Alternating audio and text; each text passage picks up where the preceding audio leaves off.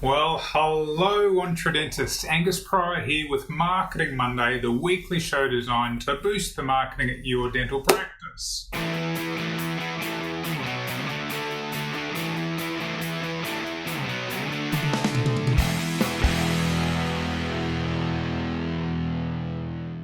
Now, today we are looking at the issue of why patients stay and why they go. You might think, what's this got to do with marketing? The fact is that I ran an event with a friend of mine, Yolanda Gurges from Identity Consulting on the weekend, and this was a question that the group together, we posed. We actually did some market research together. And so what we did is we got everyone in the group to call up some of their contacts and find out for the service-based businesses that they deal with, what would cause them to stay with them and what would cause them to go. So what do you think? What's the number one reason why patients would stay with a particular business? There's a few here, but what's the number one? Any ideas?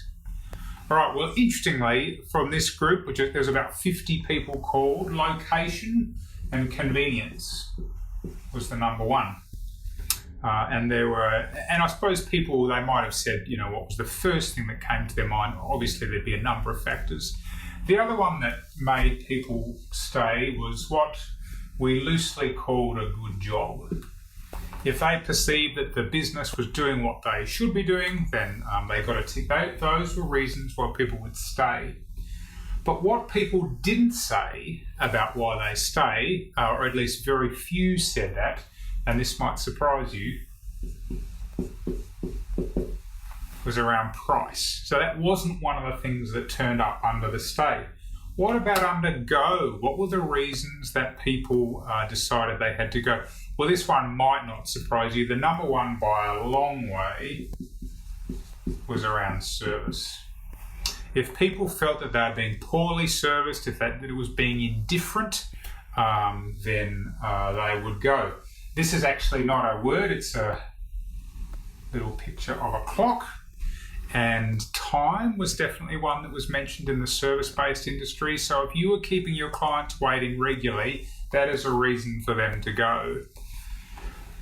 And the third one there, what was that one about? Oh yes, this was a very interesting one. Perceived overcharging. Now you notice here we've got price was not a reason to stay, but overcharging was a reason to go. And again, price per se was not a reason for people to go. Here's the issue. This is the marketing angle. This is the part that I care about. That information is hopefully helpful for you regardless. Why patients stay or go. As the song goes, should I stay or should I go? But the point I want to make here is what this is all about is this word. Value. Price, hey Jamie, price is not the issue here. If that were the case, Mercedes-Benz would never sell a single car in Australia because they go, oh, well, I can buy something cheaper. It's about value. The issue wasn't price for why people stay or why they go. Overcharging was a reason for them to go. And the question is, well, what is overcharging? Overcharging is failing to demonstrate sufficient value.